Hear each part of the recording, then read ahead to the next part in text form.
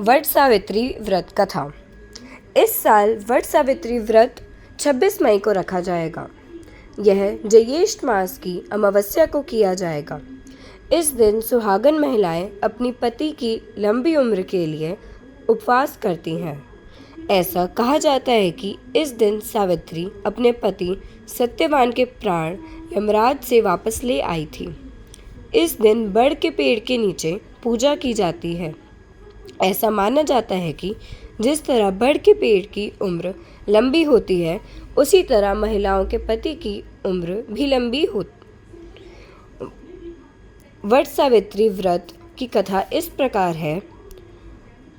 राजा उष्वपति की अकेली संतान का नाम था सावित्री। सावित्री ने राजा धुम्मतसेन के बेटे सत्यवान से विवाह किया। विवाह से पहले उन्हें नारद जी ने बताया कि सत्यवान की आयु कम है, तो भी सावित्री अपने फैसले से डिगी नहीं।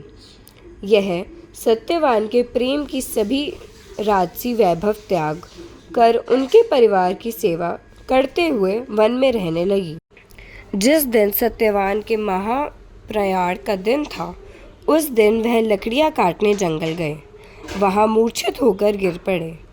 उसी समय यमराज सत्यवान के प्राण लेने आए। 3 दिन के उपवास में रह रही सावित्री उस घड़ी को जानती थी।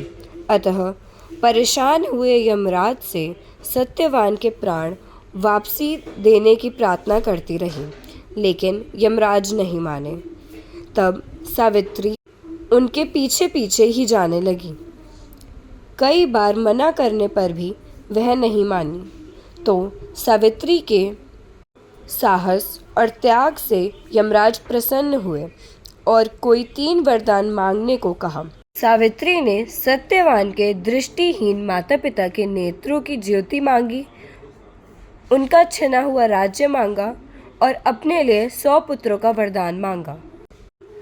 तथास्तु कहने के बाद यमराज समझ गए कि सावित्री के पति को साथ ले जाना अब संभव नहीं।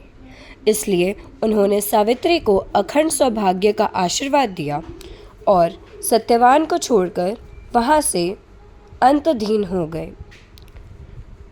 उस समय सावित्री अपने पति को लेकर वट वृक्ष के नीचे ही बैठी थी। इसलिए इस दिन महिलाएं अपने परिवार और जीवन साथी की दीर्घायु की कामना करते हुए वट वृक्ष को भोग अर्पण करती हैं और उस पर धागा लपेटकर पूजा करती हैं।